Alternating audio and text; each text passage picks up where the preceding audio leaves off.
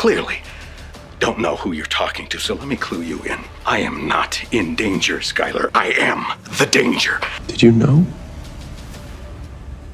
that I had a father out there? Alive this whole time? These are the top 25 most badass villain scenes in TV shows. Sir! Sir! Move.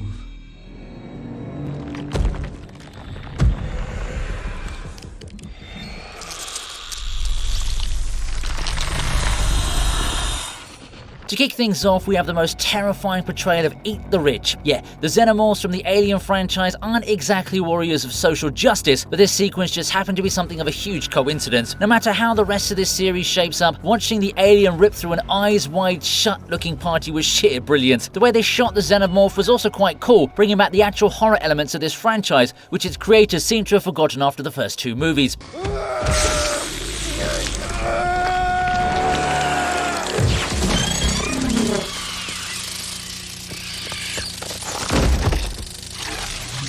We don't even see it attacking the crowd directly, but the aftermath was more than enough to give us an idea of how it went about its business. I mean, the fact that it takes only around 5 seconds to murder an entire room full of people was nuts. Yeah, that's a badass alien right there, fellas. If only the rest of Alien Earth was anywhere close to being as good as this scene.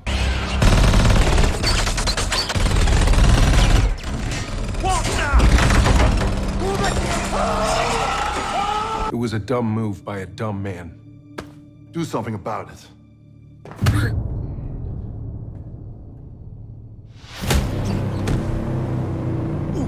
A pretty surprising entry up next. It's quite difficult to believe that somebody claiming that Reacher loses all his aura in this one scene, but it's actually true. No matter how you look at it, Paulie was physically superior to our boy in pretty much every way imaginable. He was taller, had bigger muscles, and was definitely stronger than Reacher. What can I say? I guess some people are given such impeccable genes that even Sydney Sweeney falls short. Sydney Sweeney has very keen. In this particular sequence, Reacher loses his cool when he finds out about Paulie accidentally murdering Annette and gets into a tense exchange with the giant. It's one of those rare instances where the hero is unable to maintain his composure and he takes the bait when Paulie eggs him on to strike. This was the moment that he needed to show that he can only take Reacher's punch but also knock him down with just one blow. It shocked all the Reacher fans out there, yours truly included. But yeah, it also established Paulie as an insanely strong badass. Hey, Punch and Judy, we got work to do. Move your ass. This is your dream. It's so sweet, too. It's so pathetic. You really think people would make a float of your dumb face and march you down the street chanting your goddamn name?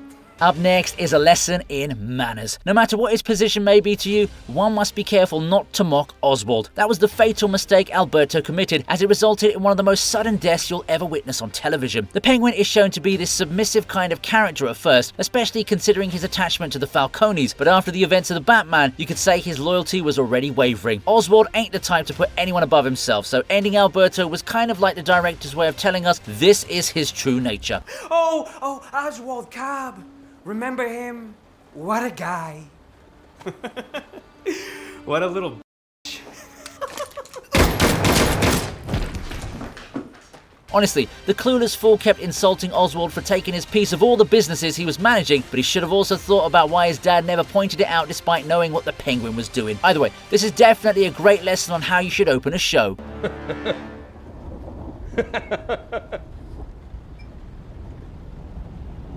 Is this what happens when you go behind my back? Oh, listen, comrade, I swear on my life on our childhoods. Maeve, are you lying to me? Up next is a series that's never been covered before on the TV region. Mobland was a pleasantly good surprise on my 2025 watch list, and one of the main things it taught me was that friendships can vanish in an instant. Just ask Conrad about it. Killing Archie may have seemed like an impulsive act, but it also gave us great insight into the kind of mentality Conrad operates. This was his childhood buddy and his business advisor, but he still shot him down in cold blood after getting manipulated by Maeve. Is this some kind of piss take? Yes, Archie. The piss has been taken. Dad! After watching the show, you could say that this was a foolish act, but in the world of the Mafia, you can't really afford to take second chances, can you? Plus, Conrad's maniacal actions were pretty badass because it showed us how unpredictable he is as a character. Considering the stellar cast this show has, such as Pierce Brosnan, Helen Mirren, Paddy Considine, and Tom Hardy, you could summarize this sequence as James Bond eliminates King Edward VIII in the presence of Queen Elizabeth II and Father John Hughes, and then he calls Bane to clean up the crime scene. Guy Ritchie really is a genius, ain't he? Call Harry.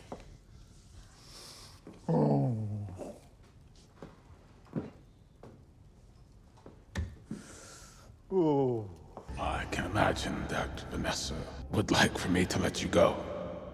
Thank you. Thank you. But that's a difficult thing for me to do. In at number 21 is our favourite Kingpin back in action. Yeah, Wilson Fisk goes full mental in this outburst, but I guess the crash out is valid because he's thrashing the dude who got his woman while he was locked up. Look, it's a messed up situation to begin with, and I'm sure that poor dude Adam had no idea he'd rizzed the freaking Kingpin's wife, but life ain't fair, is it? It does make Fisk more vulnerable in the story because he was supposed to be this peak masculine character, especially in the Netflix version of Daredevil, but here his own wife cheated on him. I guess beating the living daylights out of your wife's side piece does a lot better for you than couples therapy, hey? What's even more badass is that Fisk promises to Vanessa that he wouldn't kill Adam, but he sure as hell got close to it as possible. Side note, shout out to Adam for being so durable. That dude took more blows than the Spider-Man from Into the Spider-Verse.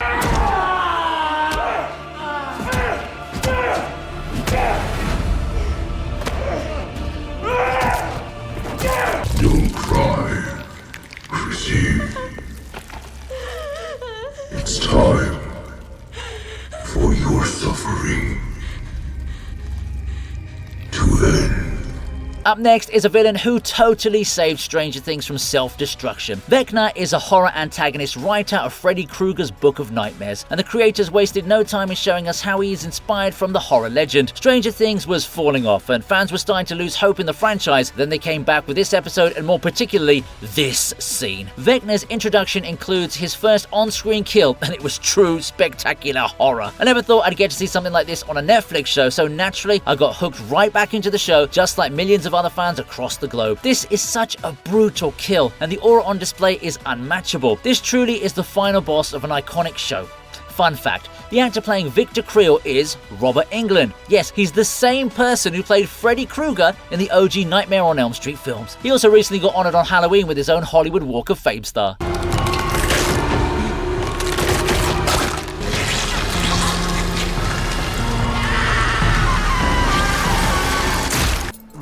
Get you back.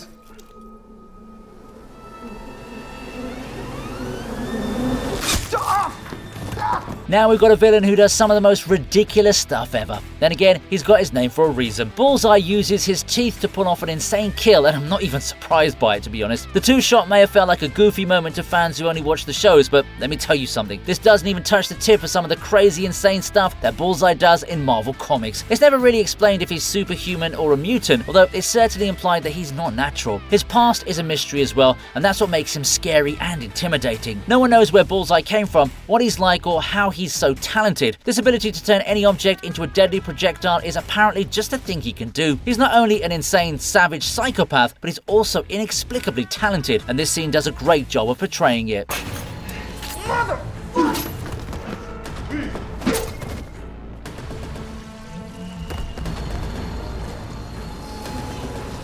I sent an accomplice into your office in overalls.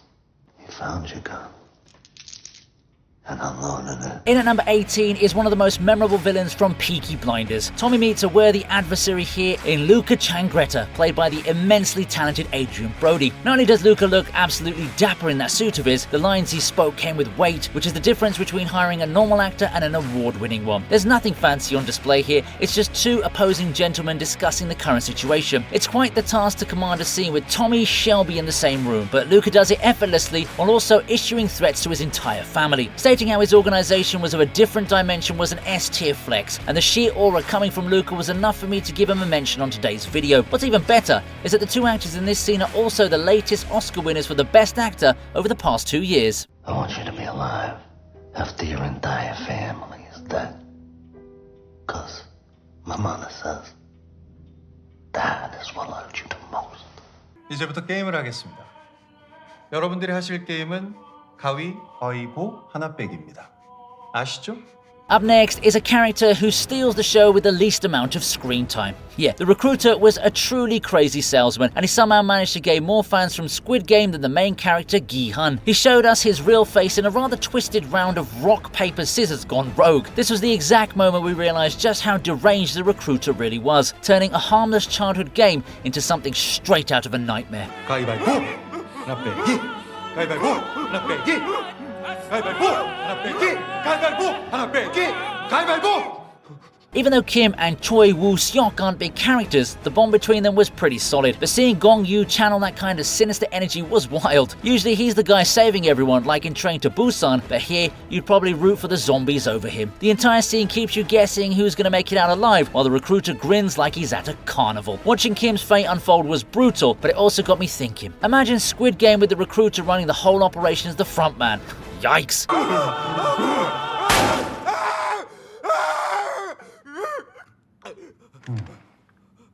Knowledge is power.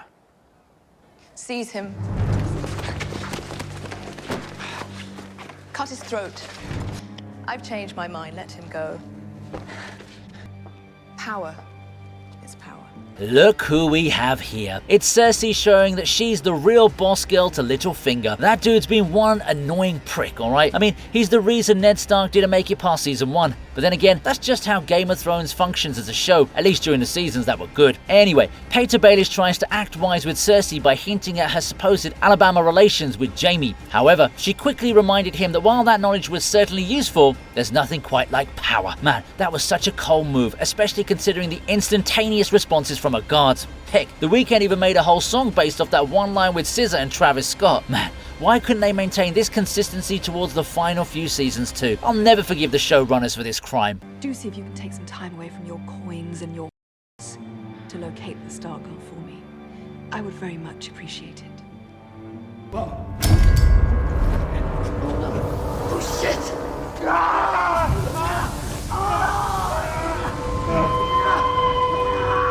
In at number 15 is the Penguin once again, but more sinister. Bro really wants to see everyone burn, doesn't he? Oz crossed every possible line when he torched what was meant to be a family gathering. Maroni's wife and kid were nothing more than casualties in his eyes, but seriously? Why does this guy always have to take things that far? Every time you start thinking the Penguin might have a hint of decency left, he flips the switch and does something so vile that it makes your stomach turn. This scene perfectly captures why Oswald is the last person you should ever trust, unless your money's on him doing whatever benefits him the most. That grin on his face while watching a mother and her son burn was absolutely chilling. This may be badass, but it's also got bad intentions. Truly unforgettable.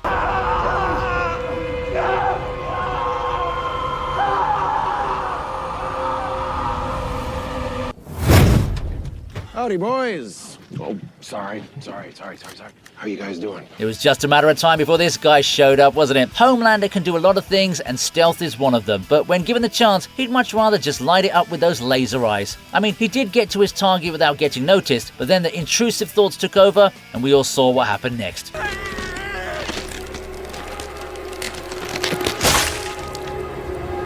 You can tell how lazy Homelander's gotten with his fighting too. It's been so long since he's been challenged, he resolves every fight by just looking at the bad guys. Even the soldiers were terrified by what they saw, and rightfully so. God bless America. You've come the closest. Now you're in my way. Thank you. Didn't mean it as a compliment. Yes, you did. Yeah, okay, I did. But the flirting's over, Sherlock. Daddy's had enough now.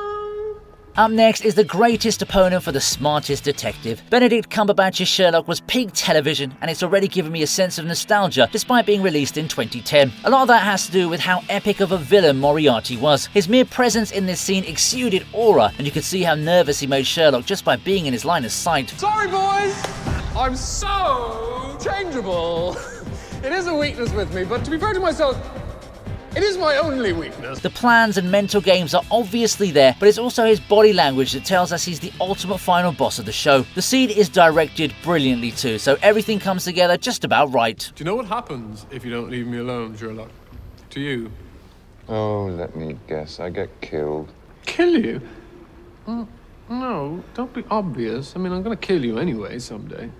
I don't want to rush it, though. I'm saving it up for something special. Señores, Les voy a decir quién soy. Yo soy Pablo Emilio Escobar Gaviria.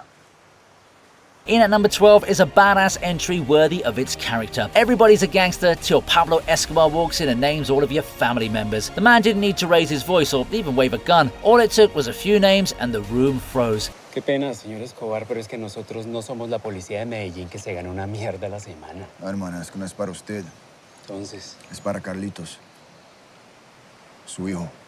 This was Escobar at his coldest, showing up in Colonel Jose's world and reminding everyone what real fear looks like. Those guards tried to play it cool at first, pretending they were too loyal to be swayed, but with Pablo, it's never about money, but rather survival. The second he mentioned their families, all that fake bravado vanished. What makes it even scarier is how calm he stays through it all, like power itself is just second nature to him. Vhagar Mora completely nailed that quiet menace, didn't he? Plata o plomo. Ustedes eligen.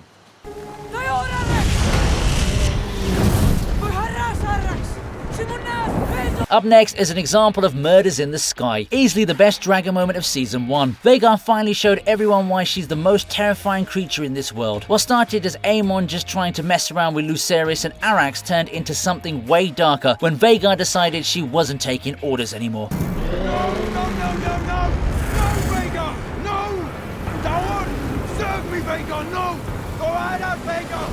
One chomp and both Lucerys and Arax were gone. The flight chase looked amazing, but that ending may not have been part of the plan. But yeah, Arax tried to pull a fast one with that fire blast, so maybe he should have seen it coming. Vhagar's no pushover, and she proved it. The way the camera caught every second of that final bite made the whole thing hit way harder than anyone expected.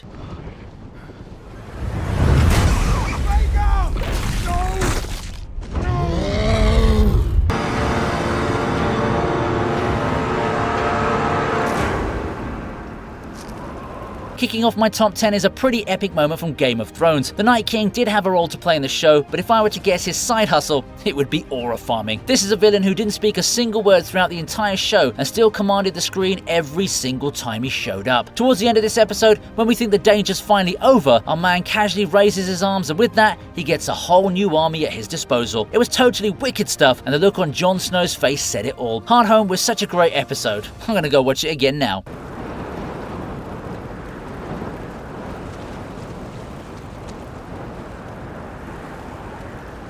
Screw with me now, just a little bit, and you'll never really be with your one and only Vanessa ever again.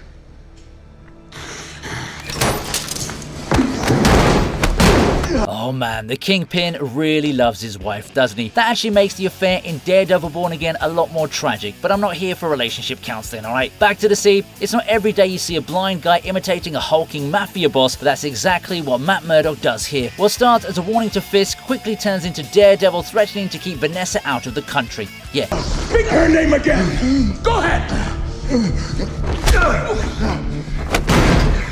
That was a big mistake. Fisk snaps his cuffs like they're paper and slams Matt onto the table, giving a speech so chilling it cuts right through the scene. When I finally get out of this cage, I will dismantle the lives of the two amateurs that put me in here! Fastest man alive, what a joke. What did you say? Nothing. Nothing? What did you say to me? I'm sorry. Up next is another very important lesson, folks. Don't talk back to evil Superman. A-Train may have been wrongfully shamed by Homelander for indulging in excessive calories, but you do need to have some sense of awareness. It's not like anyone can compete with the main villain of The Boys, so if he's fat shaming you, the wise decision would be to keep your mouth shut unless you want to be blasted to bits. The display of superhero made us all instantly realize that just like his snacks, A-Train was gonna get cooked. The red lights flashing in Homelander's eyes totally made him look like the devil himself. Yeah, I'll definitely be watching my diet around him. I'm so sorry. I didn't mean it. Say it. Say it! I'm sorry. I'm sorry.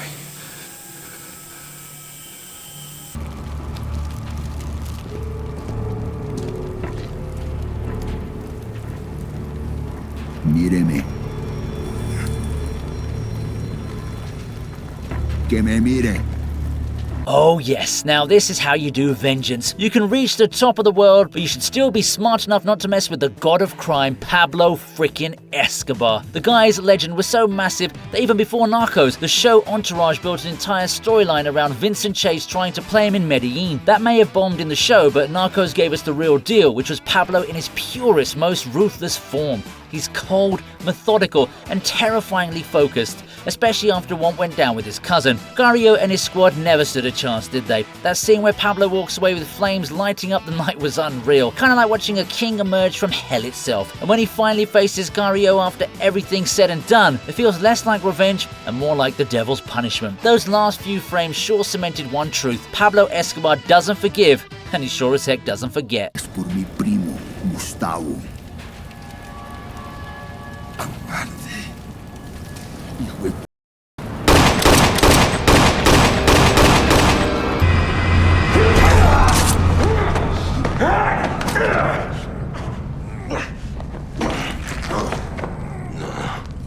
Take off your mask. Up next is a disgusting but dangerous villain. The scene does end with him dying, but it's not before Childress almost got rid of both Rust and Marty. Yeah, these are two strong, capable men, so the villain's victims never really stood a chance. There's nothing that surpassed Season 1 of True Detective after its release, and this villain is one of the many reasons for that. Childress was absolutely brutal, totally dominating Rust despite all of his combat experience, and I must say, they totally nailed this final battle because of how it ties everything in from the story. Either way, I don't think I could ever look at Errol's actor in the eye after seeing his character.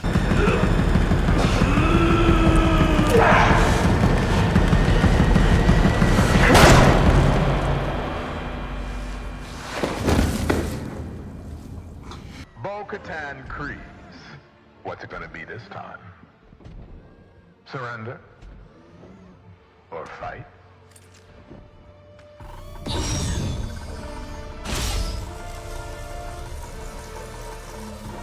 In at number 5 is Moff Gideon, who's a force on his own. The Mandalorian may not be as popular as it once was, but adding Gideon was definitely a wise move. Here he dominates Bo with ease, although he does have the benefit of the Star Wars version of an Iron Man suit. Anyway, Din and Baby Yoda, Grogu, show up in the nick of time to save the day.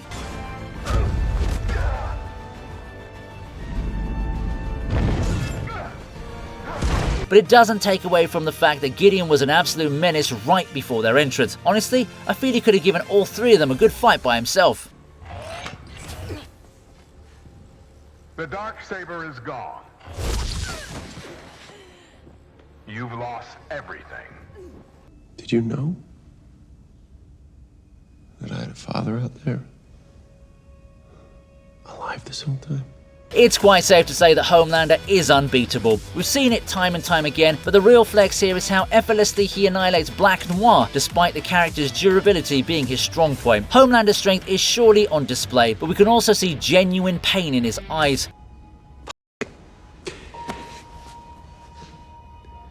Why didn't you tell me? He actually trusted Black Noir, so taking him out wasn't easy at all from a mental standpoint. But then again, he's Homelander and he can do whatever the heck he wants. Side note, I still don't know how I should feel about those animated characters in Noir's mind. They just felt so weird in general, you know?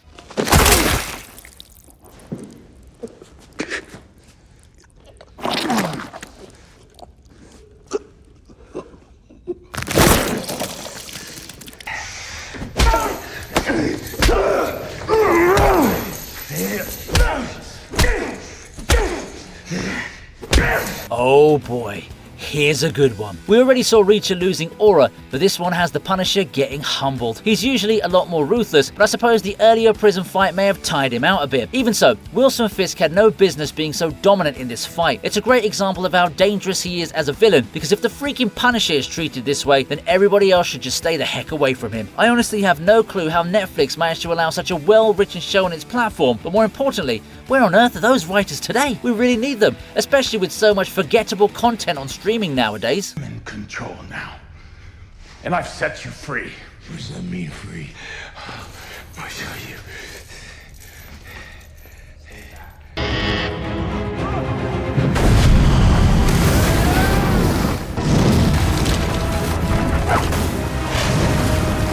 Narrowly missing out on the top spot is the Wrath of the Dragon Mother. Daenerys Targaryen may have started off as a promising hero in Game of Thrones. That all changed when she got corrupted by power and inefficient writers. Even so, the Iron Fleet never stood a chance against her and Drogon. They didn't even know what hit them, but let's be real, would it have mattered if they did? This was Drogon running hot, plus Daenerys completely losing it, and together they were just unstoppable. The sheer chaos, the fire raining down, ships getting blown apart. It was wild and chaotic.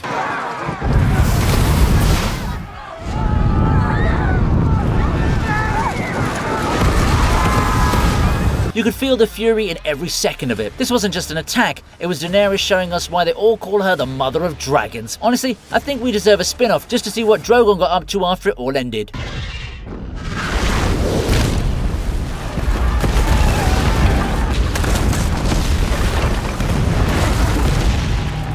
Do you know what would happen if I suddenly decided to stop going into work? A business big enough that it could be listed on the NASDAQ goes belly up. Numero uno can only have one champion, and it's the protagonist who became the ultimate villain. I mean, Walter White is a greedy anti-hero at best, but he's clearly written to be more of an antagonist. Regardless, when our man knocks, everyone darn well listens. Breaking Bad keeps showing up on the greatest of all time lists, and honestly, it earns every bit of that praise. Here, Heisenberg drops one of the coldest self-descriptions ever put to screen. The way he contrasts what his wife thinks he is with what he's actually become was pure brilliance. And when he switches gears and declares that he's the one people should be afraid of was the moment you realize he's gone full legend. Bryan Cranston absolutely owned this scene. It's one of those performances that sticks with you, and the fact that it turned into a meme without anyone even mocking it is when you know it hit god tier status. I am not in danger, Skylar. I am the danger. A guy opens his door and gets shot and you think that of me? No. I am the one who knocks. Hope you liked the video. Please subscribe to the TV Regent, and here's another video that I know you're going to enjoy.